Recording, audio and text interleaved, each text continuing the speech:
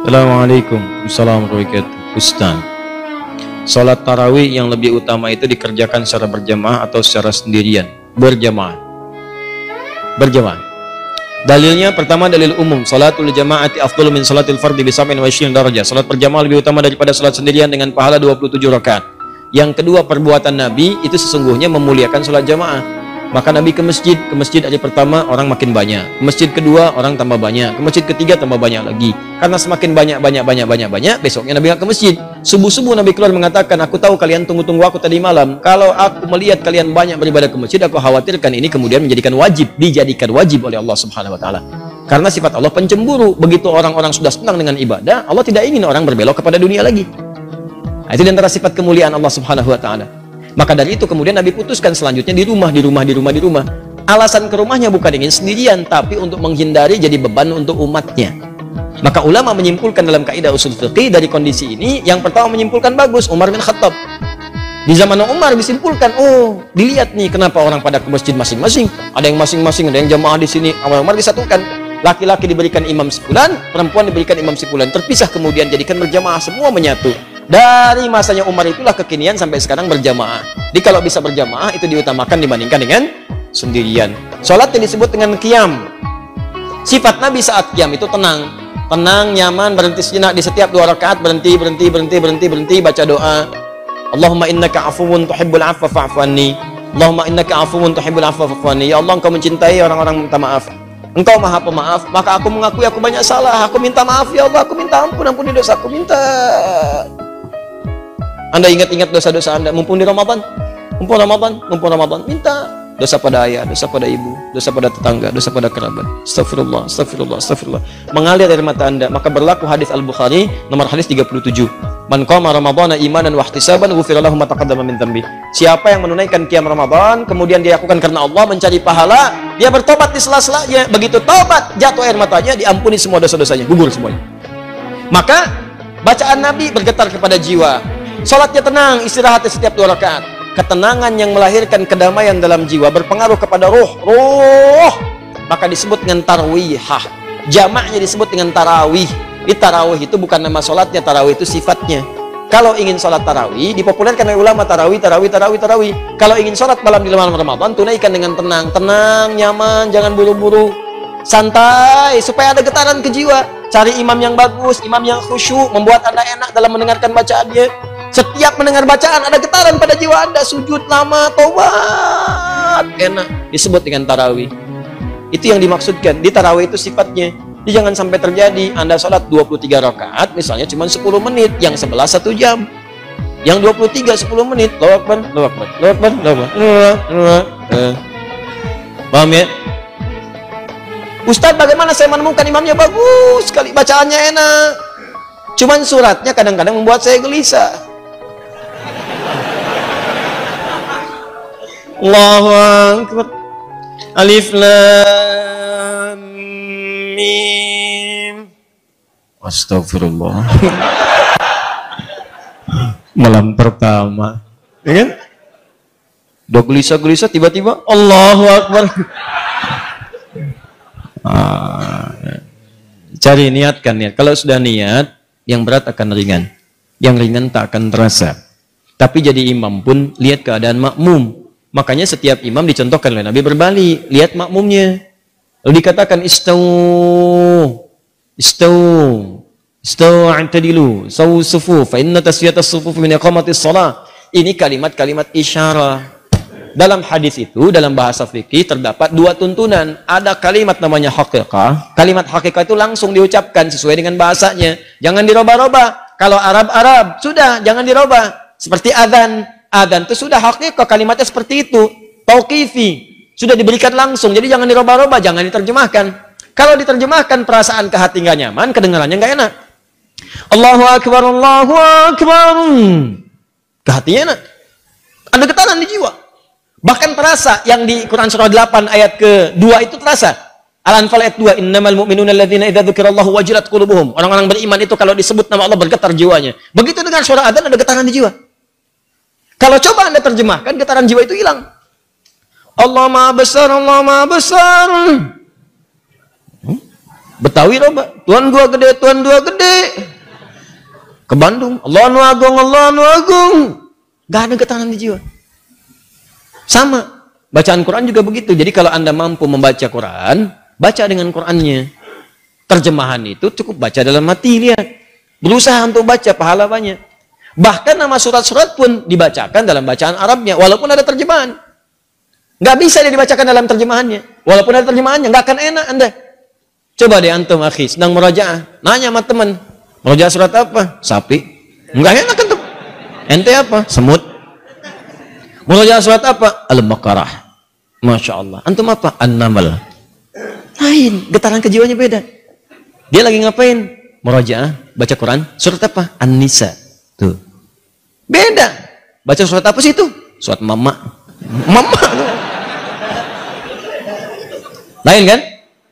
Nah, maka demikian kalau mau mimpin sholat berbaliklah. Tidak harus menggunakan bahasa Arab. Boleh menggunakan bahasa lokal yang dipahami. Makanya kalimat hadisnya berbentuk kalimat-kalimat umum yang kiranya bisa disampaikan dengan bahasa biasa. Jadi kalau belum paham dengan kalimat istawu, istaqimu, fala takhtalifu fakhtalafat qulubukum.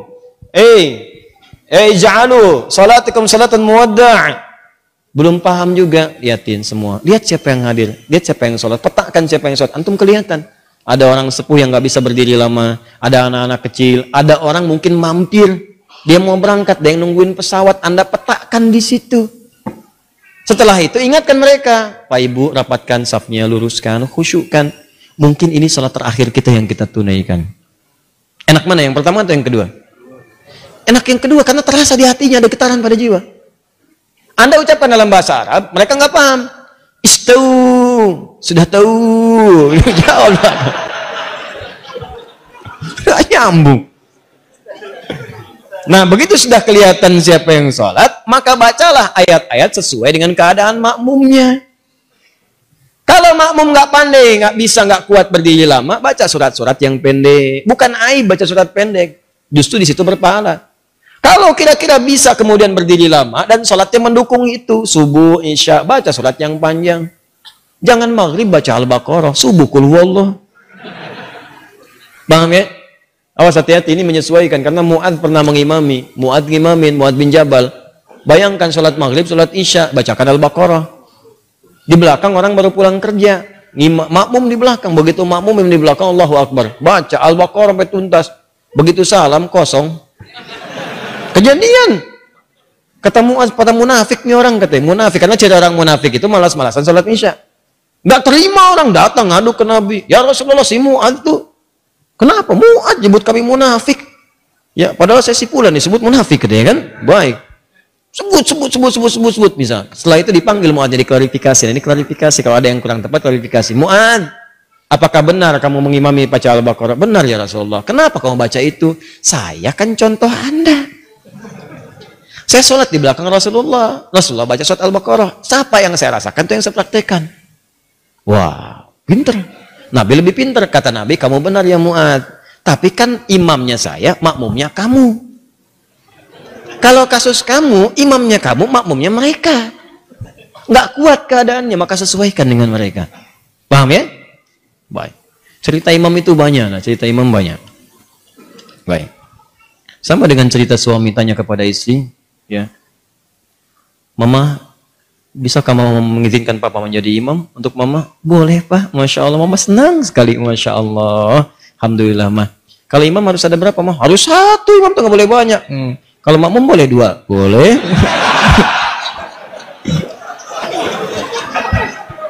Oh, senang banget sebelah sini tuh. Saya nggak teruskan Bu, saya nggak teruskan. Tenang aja ya Bu, tenang. Belum selesai kisahnya, ntar kapan-kapan kita bahas. Teruskan. Masih ada waktu? 3 menit ya, 3 menit ya. Waalaikumsalam warahmatullahi wabarakatuh.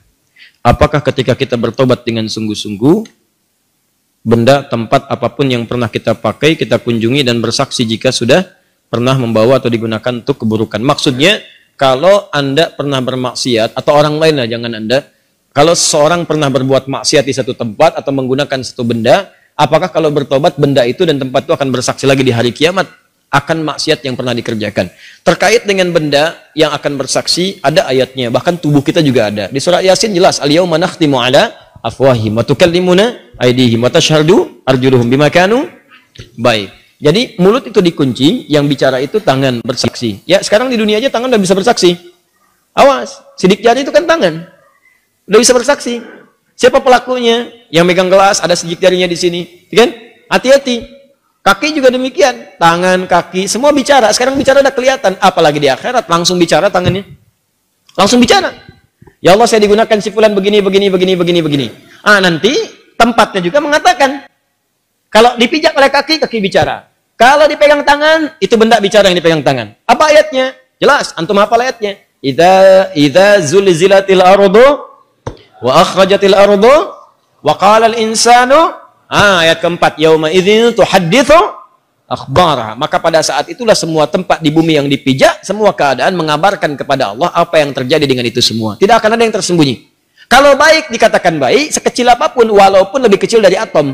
Ya, wa may ya'mal mithqala dzarratin khairan yarah. Kalau buruk ditampakkan, wa may ya'mal mithqala dzarratin syarran yarah. Keburukannya ditampakkan, semua bendanya bicara. Bicara. Hati-hati. Bicara. Awas di kantor, meja yang jadi kemudian tumpuan komputer. Tangan Anda mengetik di situ. Masuk angka nggak benar. Sesuatu yang curang. Angkanya berubah. Hati-hati, salah. Anda dapat gaji berubah. Gaji 172, hilang satunya, 72-nya muncul. Ya, hati-hati.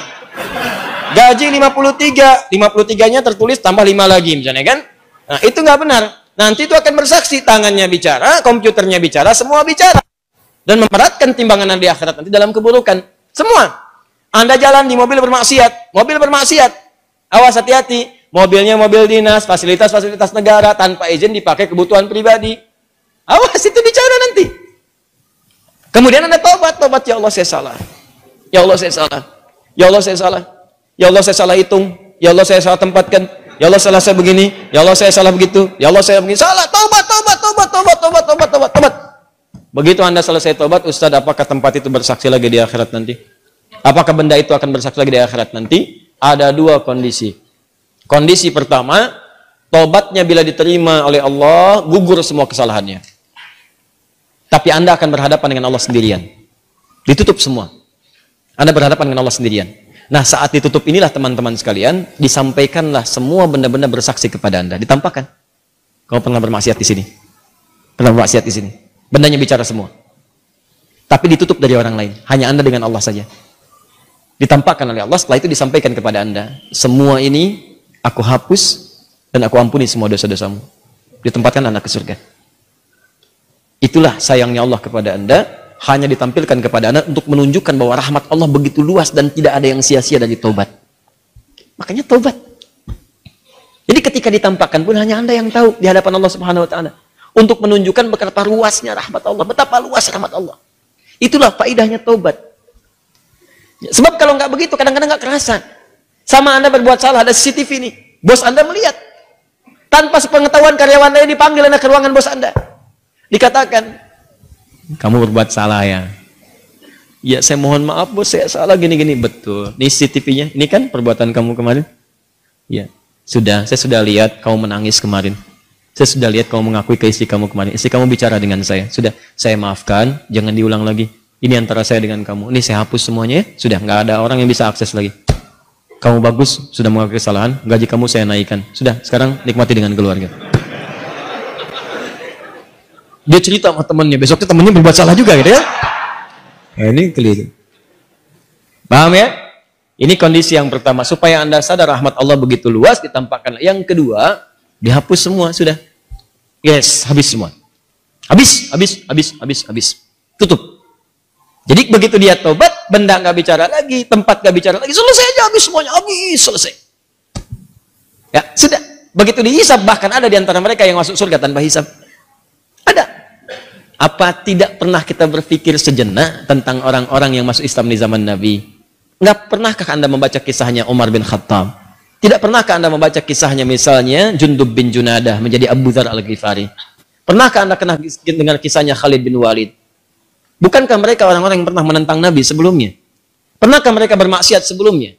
Pernahkah mereka kemudian maksiatnya lebih dari apa yang dikerjakan orang sekarang? Tapi pernahkah Anda mendengar kisah di antara orang-orang yang masuk surga tanpa hisab ada nama mereka di situ? Dan dihapuskan oleh Allah semua kesalahannya tanpa ditampakkan kembali. Maka pertanyaannya apa amalan mereka setelah itu? Amalan mereka setelah bertobat, mereka meningkatkan takwa kepada Allah. Karena itu di surah Al-Anfal ayat ke-29 Allah berjanji, siapa yang mampu meningkatkan takwanya kepada Allah, maka Allah akan nukaffir anhu sayyiatihim. Allah akan hapus semua kesalahannya. Hapus sampai tidak bersisa sama sekali lagi. Maka dihapuskanlah keseluruhannya, menghadap kepada Allah tanpa diungkit-ungkit kesalahannya, langsung kemudian dengan hisab amalannya dimasukkan ke dalam surganya Allah Subhanahu wa taala. Termasuk yang demikian juga yang suka menutup aib orang lain. Ya, tutup aib juga di rumah tangga. Bu ya, mohon maaf saya sebutkan ke ibu, karena di surah An-Nisa, surah keempat ayat 34, itu disebutkan di antara sifat perempuan itu, ya disebut dengan nisa. Apa di antaranya? Karena gemar menceritakan apa yang dirasakan. Nah di ayat 34 itu ada anjuran. Kata Allah, hafizatun lil ghaibi bima hafizallah. Perempuan yang baik itu, istri yang baik, menjaga nama baik keluarga dan suami, terutama ketika tidak sedang bersamanya. Jadi kalau ada aib di rumah, jangan dibuka, Bu. Kata Allah, saya sudah tutup. Jadi kalau ada yang menyebarkan aib rumah tangga Anda keluar, yang disalahkan jangan yang menyebarkan. Anda dulu istighfar, kenapa Anda buka? Kata Allah, saya sudah tutup, kenapa kamu buka? Kalau kamu tutup, saya tutup sampai kiamat. Cuman kamu buka sekarang. Akhirnya direpot lagi. Masalah Anda di rumah sudah selesai, di luar rumah obrolan jadi banyak.